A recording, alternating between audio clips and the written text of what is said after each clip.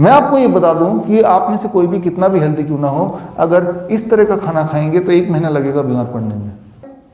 ये बात आपको समझनी होगी कि दवाइयाँ बीमारी को ठीक नहीं कर सकती। उसके अगर ठीक कर सकती होती तो कुछ दिन दवाई लेने के बाद बंद कर देना चाहिए था ना, ठीक हो गई। वो तो होता नहीं, वो तो बढ़ता रहता है। तो दुनिया में जितनी सारी ट्रायल्स होती हैं, वो सारे ट्रायल्स में आधी ट्रायल्स तो कभी पब्लिश ही नहीं होती है। क्यों? क्योंकि अगर वो पब्लिश हो जाए तो उन दवाइयों की असलियत सामने आ जाए। ये आपको कैसे पता चलेगा? आप में से जिनको बहुत गहरा इंटरेस्ट लेना है तो ये alltrials.net, ब्रिटिश मेडिकल जर्नल ने 2016 में एक संस्था खोली alltrials.net, और उन्होंने ये मुहिम चलाया कि वो सारे क्लिनिकल ट्रायल्स जो कभी पब्लिश ही नहीं हुई उनको भी ज़बरदस्ती पब्लिश कराना, ताकि दवाइयों की सच्चाई आप तक पहुँचे। ठीक है, मकसद ये है कि हमें ठीक हो जाना है बिना दवाइयों के। एक्चुअली दवाई के साथ तो ठीक हो ही नहीं सकते।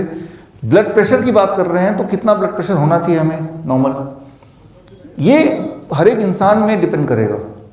नॉर्वे जो दुनिया की सबसे हेल्दी लोग जहाँ रहते हैं, 80 साल उनकी, हमारे जो नॉर्मल लाइफ स्पैन है भारतीयों का वो 67 ईयर है फॉर एग्जाम्पल। 80 साल है नॉर्वे के लोगों का लाइफ स्पैन। नॉर्वे में जो एवरेज ब्लड प्रेशर है 150/90, एवरेज हेल्दी लोगों का। अब जरा सोचिए, यहाँ से कोई डॉक्टर नॉर्वे चला जाए और देखे सारे लोगों का ब्लड प्रेशर 150/90, वो क्या बोलेगा? अरे सबका हाई ब्लड प्रेशर, सबको दवाई खिला के नीचे करो, ये तो मरने वाले हैं, हार्ट अटैक आ जाएगा सबको, राइट। जबकि मैं आगे बताऊंगा आपको, भारत में एक जगह है जारावास, अंडमान निकोबार में, वहाँ जो आदिवासी उनका ब्लड प्रेशर 100/60। वहाँ कोई डायबिटीज़ नहीं, कोई हार्ट डिजीज़ नहीं, कोई कैंसर नहीं। उनके बारे में मैं आगे बताऊंगा।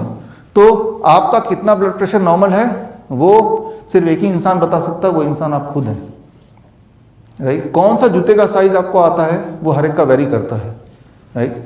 मेरा कुछ हो सकता है, आपका कुछ हो सकता है। ठीक उसी तरह से ब्लड प्रेशर कोई एक नहीं है, हर एक का 120/80, राइट।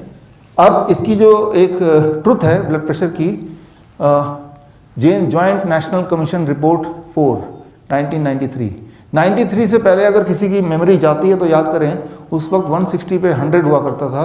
इससे ऊपर किसी की का ब्लड प्रेशर हो तो ही बोलते हैं थोड़ा बहुत दवाई खा लो।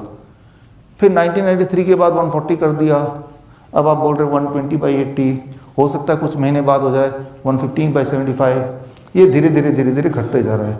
जितना ही घटते जाएगा उतना क्या होगा, ज़्यादा लोग ब्लड प्रेशर की दवाइयाँ लेने लगेंगे। इस तरह से है, राइट। तो आपको कंफ्यूजन ना करके सिर्फ एक ही नंबर याद रखना है जिससे आप सोल्यूशन खुद कर पाएंगे। वो एक नंबर है 250, 250, बस यही याद रखिए। ये नंबर याद रखेंगे तो ये तीनों चीज़ों का सोल्यूशन आपको यहीं पे मिल जाएगा। 250 नंबर तो याद रहेगा, एक ही नंबर याद रखना है। कैसे? अभी तक का जो मेडिकल लिटरेचर में जो एविडेंसेस हैं, जो उसकी कॉपी में आपको देके जाऊंगा, वो एविडेंस ये कहता है, अगर ब्लड प्रेशर के बारे में बात करें, मोटा मोटी अप्रॉक्सीमेटली बात करें, तो जब आप ब्लड प्रेशर चेक करते हैं, चेक करने के बाद एक ऊपर एक नंबर आता है, नीचे एक नंबर आता है, दोनों को प्लस कर लीजिए, right. Top plus bottom, systolic plus diastolic. अगर दोनों मिला के 250 से नीचे है, मान लो 150/90 आ गया, कितना आ गया टोटल? 150/90 प्लस कर दे तो 240, तो मान लो कि ये नॉर्मल है, चिंता की कोई बात नहीं है, राइट। जस्ट एक इंडिकेटिव नंबर बता रहा हूँ मैं आपको, राइट। ये कोक्रेन डेटाबेस 2018 की रिपोर्ट देखेंगे तो पता चल जाएगा आपको। तो अच्छा, 250 से नीचे आ रहा है बिना दवाइयों के, सब कुछ ठीक है। 250 से ऊपर आ रहा है तो शायद ठीक है, शायद ठीक नहीं है। ऐसा नहीं कि ठीक है ही और ऐसा भी नहीं ठीक नहीं है, लेकिन अगर ठीक नहीं है तो ठीक करना ज़रूरी है। उसके लिए आपको अपनी डाइट में थोड़ी सी बदलाव करनी है। क्या करना है उस पर आते हैं, लेकिन उससे पहले हम बात करते हैं कोलेस्ट्रॉल की। देखिए, कोलेस्ट्रॉल दो तरह से आपके बॉडी में होता है। एक वो कोलेस्ट्रॉल जो आपका बॉडी बनाता है, और एक वो कोलेस्ट्रॉल जो आप खाते हैं। जो कोलेस्ट्रॉल आप खाते हैं वही वाला कोलेस्ट्रॉल आपको दिक्कत करता है। बॉडी उतना कोलेस्ट्रॉल बनाता है जितना बॉडी को ज़रूरत है। बॉडी को एग्जैक्ट पता है आपको कितना ज़रूरत है, लेकिन बॉडी को ये नहीं पता कि आज आप कितना खाने वाले हैं, आपकी क्या प्लानिंग है। सिर्फ एक बात, अगर आज के इस पूरे लेक्चर का सिर्फ एक ही बात आप मानना चाहते हैं कि भाई आप एक बात बता दो, बस वही हम मानेंगे, तो मैं आपको आज से ये बोल रहा हूँ कि do not eat cholesterol, 50% problem solve हो जाएगी। अब ऑटोमेटिकली एक सवाल आएगा इसमें, कैसे पता चलेगा कोलेस्ट्रॉल किस में है किस में नहीं है? इसका जवाब बड़ा सिंपल है। जो भी खाना पौधों से आता है उसमें कोलेस्ट्रॉल नहीं हो सकता। जो भी खाना जानवरों से आता है उसी में कोलेस्ट्रॉल होता है। भगवान ने पौधों को कोलेस्ट्रॉल बनाने की शक्ति नहीं दी है। अच्छा, काजू में कोलेस्ट्रॉल है कि नहीं? काजू कहाँ से आता है? पेट से। तो कोलेस्ट्रॉल है कि नहीं है इसमें? नहीं है। अच्छा, दूध में कोलेस्ट्रॉल है कि नहीं? दूध कहाँ से आता है? पेट से आता है? नहीं आता, वो तो जानवर से आता है। कोलेस्ट्रॉल है।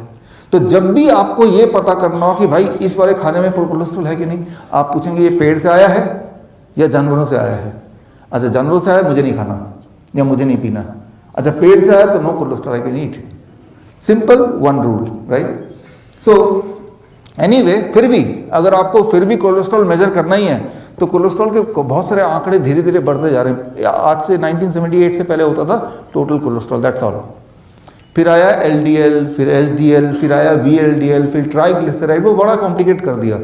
ऐसा दुनिया में कोई नहीं मिलेगा जिसका सब कुछ सही हो उनके आंकड़ों के हिसाब से। वो छोड़िए, आप एक ही आंकड़ा ध्यान रखिए, 250। जो टोटल कोलेस्ट्रॉल अगर 250 से नीचे है तो सब ठीक है, और 250 से ऊपर है तो सब खराब, ऐसा नहीं है। लेकिन हाँ, आपने क्या किया कि कोलेस्ट्रॉल वाले खाने को हटा दिया। हटाना वैसे भी है, राइट? एक आखिरी चीज़ गाइडलाइन में, ब्लड शुगर। आप देखिए, जितने पेशेंट हमने देखे ब्लड शुगर में, खासतौर पे टाइप 1 वाले ब्लड शुगर, उतना शायद हमारे देश में बहुत कम लोगों ने देखे होंगे। तो हमने ये पाया, ये पता लगाने के लिए कि आपका ब्लड शुगर नॉर्मल रेंज में है कि नहीं, उसका सबसे सटीक तरीका, सुबह उठते ही खाली पेट फास्टिंग ब्लड शुगर ले लिया आपने, खाली पेट वाला। रात को सोने से पहले एक और ब्लड शुगर ले लिया, खाना खाने के 2 घंटे बाद। दोनों को प्लस कर दीजिए, डिवाइडेड बाई 2। अगर ये रीडिंग 250 से नीचे आती है तो समझ लीजिए सब कुछ ठीक ही चल रहा है आपका। तो ACP गाइडलाइन 6 मार्च 2018 में और डिटेल मिल जाएगा। ये ACP गाइडलाइन में आपको देके जाऊँगा। अब इस ऑडियंस में 2 तरह के लोग हैं, एक वो जिनका सारी रीडिंग 250 से नीचे आया, एक वो जिनकी सारी रीडिंग या कोई रीडिंग 250 से ऊपर आया। अब जिनका ऊपर आया वो नीचे कैसे करेंगे?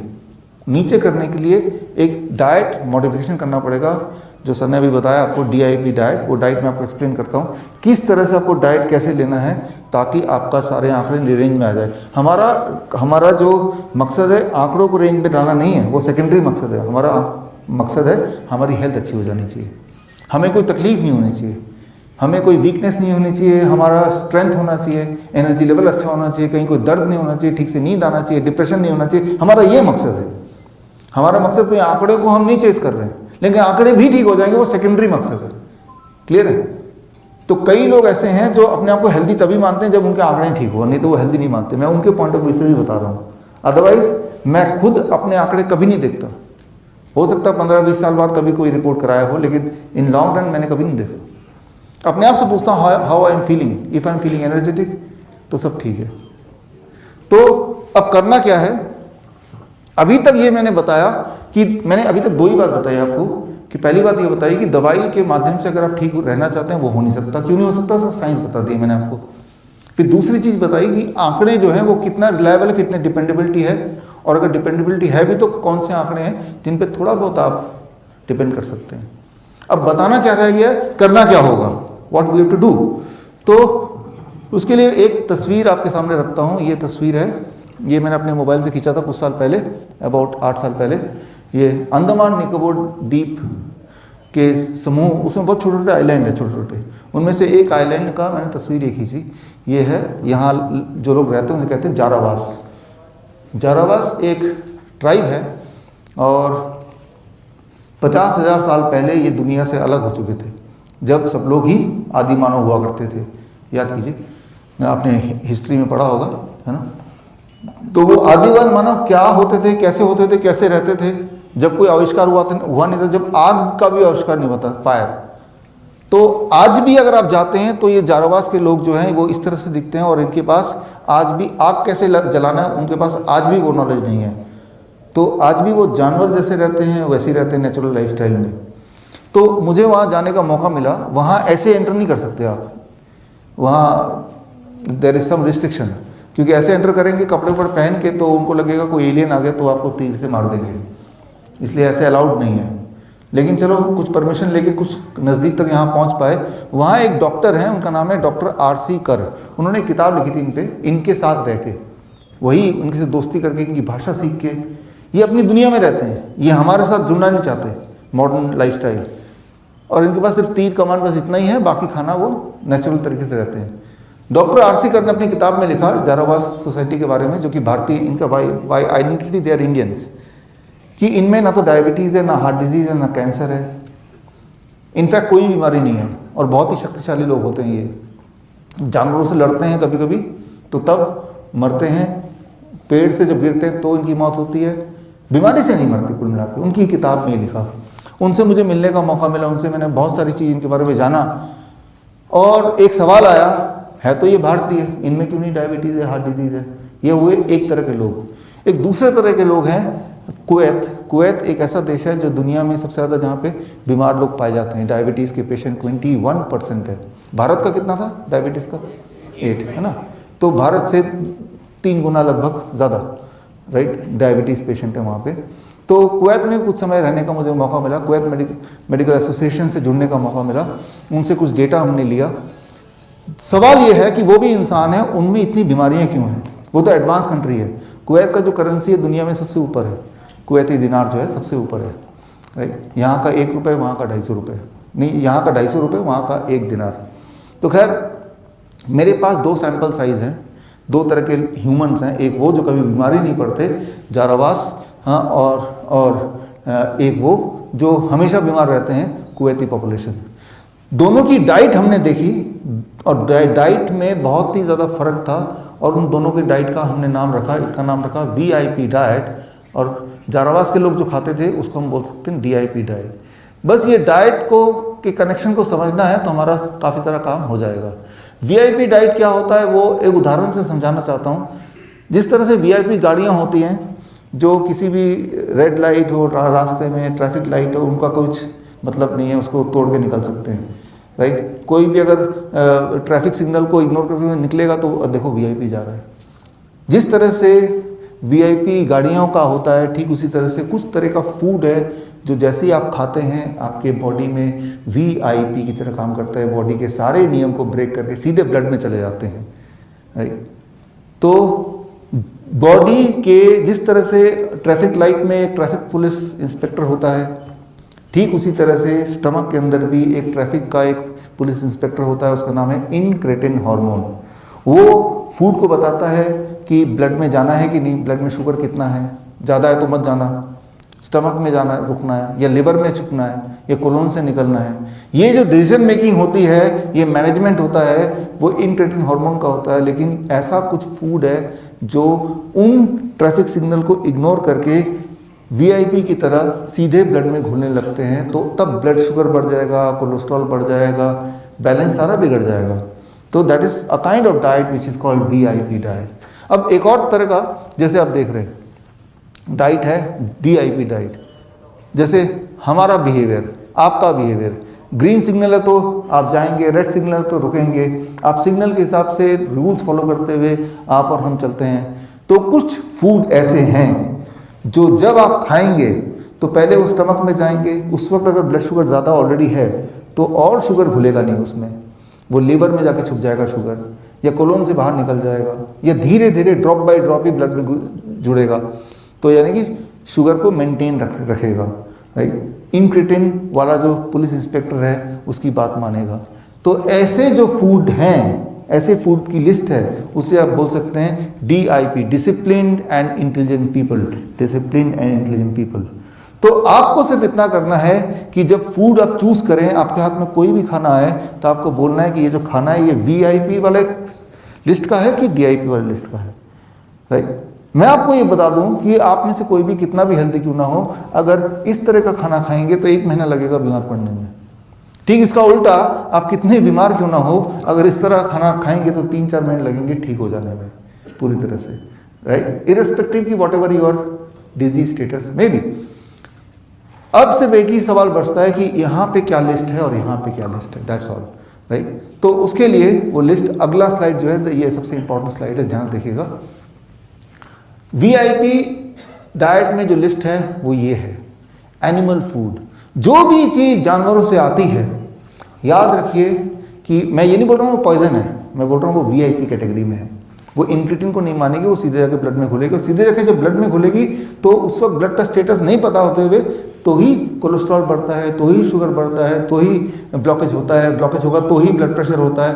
तो ये सारा मामला कहाँ शुरू होता है? जब हम एनिमल फूड लेते हैं। एनिमल फूड में खासतौर पे डेयरी प्रोडक्ट, जो लोग वेजिटेरियन हैं, दूध, दही, लस्सी, मक्खन, घी, पनीर, छाछ। अभी बातचीत हो रही थी सुनील जी से कि हम तो हरियाणा के हैं, तब भी सुनील जी ने दूध छोड़ा हुआ है अभी ना, जैसे आपने बताया। तो हरियाणा में, तो मैं भी हरियाणा में रहता हूँ, पिछले 15 साल हो गए मुझे रहते हुए। फरीदाबाद में हमारा घर है और यहाँ तक तो लेक्चर ठीक रहता है। इसके बाद जब अभी कुरुक्षेत्र में जो आयुर्वेदिक डिपार्टमेंट मेरा लेक्चर था, all India institute of Ayurveda, वहाँ लेक्चर था। जब इसके यहाँ तक लेक्चर पहुँचता है ना, तब प्रोफेसर हाथ खड़ा करते, बस यहीं तक ठीक है, आगे मत बोलना और दूध के बारे में कुछ। फिर हमने एक बार बहस रखी, discussion with all India institute of Ayurveda, कि हम बहस करते हैं, जो जीतेगा उसकी बात मानी जाएगी। तो बहस में जो पॉइंट है वो मैं आपको एक ब्रीफ एक लाइन में बताना चाहूँगा। इंसान ही एक ऐसा जानवर है जो जीवन भर दूध पीता है। इंसान ही एक ऐसा जानवर है जो दूसरे जानवर का दूध पीता है, राइट। जो दूध है ना, तो वो हर जानवर का अलग अलग बना है, वो उसके बच्चे के लिए बना है। गाय का दूध न्यूट्रिशियस है, हाँ न्यूट्रिशियस है, लेकिन गाय के बछड़े के लिए, आपके बच्चे के लिए नहीं है न्यूट्रिशियस। गाय के दूध का जो हार्मोन है वो 6 गुना ज़्यादा पावरफुल है इंसान के दूध के हार्मोन से। अब गाय की जो ग्रोथ है, अब देखिए बछड़े की ग्रोथ 6 महीने में पूरा बड़ा गाय बनता है, राइट। जबकि इंसान को अगर 100 kg का बनना हो तो कितने साल लग जाएंगे। तो अगर हम गाय का दूध पिएंगे तो याद रखिए, जो भी चीज़ बड़ी तेज़ी से बढ़ती हो वो सही हो ज़रूरी नहीं है। कैंसर का मतलब ही बड़ी तेज़ी से ग्रो करना है, राइट। तो इसमें बहुत सारे और कन्फ्यूजन्स आएंगे। कैल्शियम कहाँ से मिलेगा, हमारे पूर्वज भी खाते पीते थे, बहुत सारे सवाल आएंगे, वो क्वेश्चन आंसर में आप ले लीजिएगा। मैं तो आपको यही बोलता हूँ कि आप मेरे कहने पे, सिंस आप यहाँ पे हैं, 15 दिन के लिए कुछ और मत कीजिए, सिर्फ दूध छोड़ के देखिए, डेयरी प्रोडक्ट छोड़ के देखिए। अगर जीवन भर आपने दूध पिया है, 15 दिन नहीं भी पिएंगे तो ऐसा कोई डेफिशिएंसी होने नहीं वाली। 15वें दिन पूछिए अपने आप से, क्या मेरे जोड़ों के दर्द थोड़े कम हुए, क्या मेरा ब्लड शुगर थोड़ा कम हुआ, क्या मेरी एनर्जी लेवल थोड़ी बढ़ गई, क्या मेरी नींद थोड़ी बेटर हो गई। अगर आपका सारे जवाब हाँ में आ रहे हैं, इसका मतलब कुछ तो बात है। तो 15 दिन और मत लीजिए। तो मैं ये बोलना चाह रहा हूँ कि आंख बंद करके फॉलो करने की जरूरत नहीं, लेकिन एक्सपेरिमेंट करने की जरूरत है। एक बार मौका देने की जरूरत है, और मौका 15 दिन के लिए दे रहे हैं, सिर्फ एक ही चीज़ कर रहे हैं। 15 दिन को भी 7 दिन में डिवाइड कर दीजिए, 7 दिन में भी थोड़ा फर्क दिखेगा आपको। खास तौर पे जो कॉन्स्टिपेशन के पेशेंट हैं, पेट की गड़बड़ी होती है, एसिडिटी जिनको होती है, राइट। तो एक मौका आप दीजिए कि जीवन भर अपने दूध का साथ दिया, डेयरी प्रोडक्ट, राइट। और चलो हम 7 दिन से 15 दिन, लेट इट बी 15 डेज, एक बार एक एक्सपेरिमेंट करके देखते हैं। मैं तो इतना बोलता हूँ कि मेडिकल लिटरेचर में हम बहुत सारी चीज़ों को डिस्कस कर सकते हैं, लेकिन सबसे इंपॉर्टेंट बात क्या है कि हमारे ऊपर क्या असर कर रहा है, राइट। तो वो इंपॉर्टेंट है, वही असली एविडेंस है। इंडस्ट्रियल फूड, याद रखिए कि कोई भी चीज़ जो फैक्ट्री से आती हो उसे मत लीजिए। आप पकड़िए हाथ में, ये फैक्ट्री से आया है, सीधे खेत से आया है, फैक्ट्री से आया है, क्या हो सकता है, बिस्किट है, ब्रेड है, नमकीन है, जो पैक होकर आता है, डोंट टेक इट। सप्लीमेंट्स हैं हर तरह के, छोड़ दीजिए। दवाइयाँ हैं हर तरह की, जितनी तरह की दवाइयाँ हैं वो कुछ ना कुछ साइड इफेक्ट करती हैं, धीरे धीरे टेपर डाउन करना होता है। ज़िंदगी भर दवाई लेना ये अपने आप में एक हेल्दी आइडिया नहीं है। ये है वीआईपी डाइट। डीआईपी डाइट में 4 चीज़ें हैं। फ्रूट्स, किसी भी तरह का फल कितना भी आप खाएंगे वो अच्छा ही होगा। हमारे जो डायबिटीज़ के पेशेंट हैं, आम के सीज़न में वो आम 1 किलो 2 किलो खाते हैं कम से कम। तो मीठे से ब्लड शुगर नहीं बढ़ता है, राइट। मीठे से ब्लड शुगर कंट्रोल होता है, अगर मीठा आम का हो या कोई मीठे फल का हो या किसी फल का हो। वेजिटेबल कच्चे फॉर्म में, नट्स एंड स्प्राउट्स, अंकुरित चने, अंकुरित मूंग, नट्स और पत्ते। हर दिन अगर थोड़ा थोड़ा पत्ते आप खाएं, मूली के पत्ते, पान के पत्ते, पुदीना के पत्ते, धनिया के पत्ते, पालक के लें, थोड़ा सा, कितना थोड़ा सा, मान लीजिए आपका, जैसे मेरा वेट 70 kg, इसका आधा कर लो, 35 ग्राम्स, थोड़ा सा। तो ये दवा है। अगर ये डायबिटीज़ के पेशेंट ले लें इतना जितना मैंने बोला, एक दिन के अंदर ब्लड शुगर नीचे आ जाएगा। जो इंसुलिन वाले पेशेंट उनको हम देते हैं, जिनकी हीमोग्लोबिन डाउन रहता है उनको हम देते हैं। तो ये है डीआईपी डाइट, ये है वीआईपी डाइट। अगर आपने ये निर्णय लिया अभी से कि आज के बाद मेरे मुंह के अंदर जो भी जाएगा वो इन्हीं में से होगा, इन्हीं में से होगा। और ऐसा अगर आपने 3 दिन कर दिया, मैं 15 दिन की बात भी नहीं कर रहा, अब तो मैं 3 दिन 72 आवर्स किया कि चलो आज से लेके 3 दिन तक, अब इस मंडे तक, राइट, हम जो भी मुंह के अंदर डालेंगे वो इन्हीं में से होगा। 3 दिन का एक्सपेरिमेंट करके देखते हैं, राइट। तो जो डायबिटीज़ के पेशेंट हैं उनका ब्लड शुगर तीसरे दिन तक नॉर्मल आने लगेगा। मतलब आपकी मजबूरी हो जाएगी कि अकॉर्डिंगली जो इंसुलिन ले रहे हैं इंसुलिन को आधी कर दे, दवाई ले रहे हैं उसको छोड़ना मजबूरी हो जाएगा, नहीं तो ब्लड शुगर बहुत नीचे चला जाएगा। सोच सकते हैं कितना पावरफुल है डाइट। 7 दिन तक करने लगेंगे तो उनका ब्लड प्रेशर नॉर्मलाइज होने लगेगा, इंटेस्टाइनल डिसऑर्डर खत्म होने लगेगा, कोलेस्ट्रॉल जो हाई दिख रहा था वो कम होने लगेगा। 1 महीने तक अगर किया आपने, राइट, तो 10% वेट घटेगा। हमें वेट नहीं घटाना, एक्चुअली इंच लॉस करना है। मतलब आप इंची टेप से नापिए और इंच 2 इंच घट जाए तो बात बन जाए। हमें वेट, अगर वो बोलता है मुझे वेट घटाना है तो मैं बोलता हूँ वेट घटाना है तो आपको कौन सा वेट घटाना है? मसल का वेट घटाना है, हड्डियों का वेट घटाना है, आपको एक्सेस जो चीज़ है वो घटाना है। और वो कैसे घटेगा? वो जो मैंने बताया DIP डाइट, उससे घटेगा। थायराइड के जो पेशेंट हमने देखे हैं वो 2 महीने में उनको थायराइड की गोली छूट जाती है। अगर नहीं छोड़ेंगे तो हाइपोथायराइड का हाइपरथायराइड बन जाएगा, उल्टा हो जाएगा, मजबूरी है छोड़ना। कैंसर के पेशेंट जो हमारे हॉस्पिटल में आते हैं वो 6 महीने लगाते हैं इसको पूरी तरह ठीक करने में, अस्थमा के पेशेंट्स को। किडनी डिस्फंक्शन के पेशेंट 8 महीने में, जो डायलिसिस के पेशेंट्स हैं उनकी धीरे धीरे डायलिसिस कम होने लगती है, छूटने लगती है। तो ये अभी ये जो हमने बनाया टेबल, ये हमारे जो पेशेंट्स हैं पूरे देश विदेश में, उनके आंकड़ों को इकट्ठा करके एक आइडिया देने के लिए आपको बताया। ये थोड़ा वेरी कर सकता है हर एक में, लेकिन ये आइडिया है। अब सवाल आता है जो कि बहुत इंपॉर्टेंट सवाल है, एग्जैक्टली कैसे करना है? जैसे कल सुबह से हमें क्या करना है? कल सुबह से जो अब मैं बताने जा रहा हूँ ये इंपॉर्टेंट नहीं है कि आपकी बीमारी कौन सी है। वो डायबिटीज़ हो सकता है, हाई ब्लड प्रेशर हो सकता है, मोटापा हो सकता है, वीकनेस हो सकता है, पेट जोड़ों में दर्द हो सकता है, डिप्रेशन हो सकता है, नींद ना आना हो सकता है, कुछ भी हो सकता है, राइट। इंपॉर्टेंट ये है कि कुछ भी या कुछ नहीं भी है तो भी हम और एनर्जेटिक रहना चाहते हैं।